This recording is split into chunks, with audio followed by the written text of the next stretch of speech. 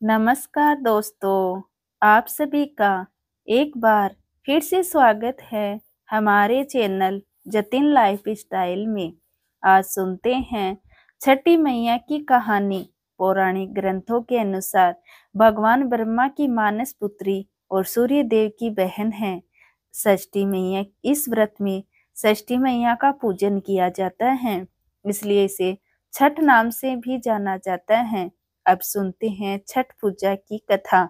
जब ब्रह्मा जी ने सृष्टि की रचना प्रारंभ की तो उन्होंने अपने शरीर के दो हिस्से किए, दाएं हाथ पुरुष और बाएं हाथ प्रगति।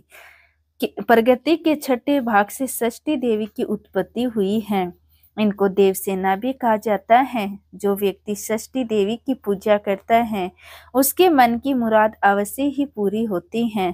प्रगति का छठ अंश होने के कारण इन देवी माँ का एक प्रचलित नाम यह भी है, जिन्हें छठी मैया के नाम से जानते हैं। एक समय की बात है, एक राजा प्रियवंत थे जिनकी पत्नी का नाम मालिनी था। विवाह के काफी वर्ष बीतने के बाद भी उनके कोई संतान नहीं हुई। तब उन्होंने कश्यप ऋषि से उसका समाधान पूछा तो उन्होंने पुत्र प्राप्ति के लिए यज्ञ कराने का सुझाव दिया। कश्यप ऋषि ने पुत्र प्राप्ति के लिए यज्ञ किया और राजा की पत्नी मालिनी को प्रसाद के रूप में खीर खाने को दी। उसके प्रभाव से रानी गर्भवती हो गई, जिससे राजा प्रियवंत बड़े खुश हुए। कुछ समय बाद रानी ने एक पुत्र को जन्म दिया, लेकिन वह भी मृत पैदा हुआ। यह खबर सुनकर राजा बहुत दुखी हो गए। ये पुत्र के शव को लेकर शमशान गए और इस दुख के कारण अपना भी प्राण त्यागने का निश्चय कर लिया। जब वे अपने प्राण त्यागने का जा रहे थे तभी देवी देवसेन प्रकट हुई। उन्होंने राजा प्रियवंत से कहा कि उनका नाम षष्ठी है। हे राजन, तुम मेरी पूजा करो और दूसरे लोगों को भी मेरी पूजा करने को कहो। लोगों को इसके लिए प्रेरित करो। देवी देवसेना की आज्ञानुसार राजा प्रियवंत ने कार्तिक माह की शुक्ल पक्ष की षष्ठी तिथि को छठ पूजा की। उन्होंने ये पूजा पुत्र प्राप्ति की कामना से की थी। छठी मैया के शुभ आशीर्वाद से राजा प्रियवंत को पुत्र की प्राप्ति हुई। तब से हर साल कार्तिक शुक्ल षष्ठी को छठ पूजा की जाने लगी। जो व्यक्ति जिस मनोकामना के साथ छठ पूजा का व्रत रखता है और उसे विधि विधान से पूरा करता है, छठी मैया के आशीर्वाद से उसकी मनोकामना अवश्य पूर्ण होती है।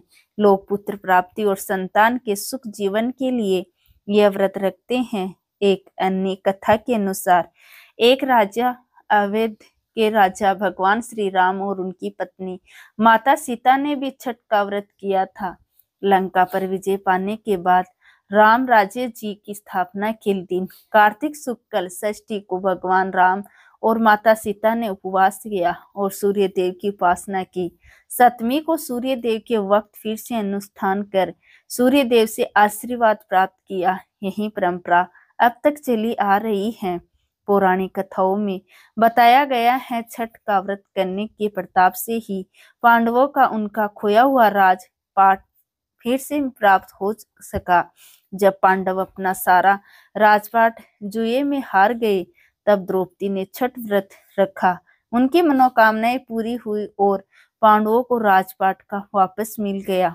लोक परंपरा के अनुसार सूर्य देव और छठी मैया का संबंध भाई बहन का है, इसलिए छठ के मौके पर सूर्य की आराधना फलदायी मानी गई है।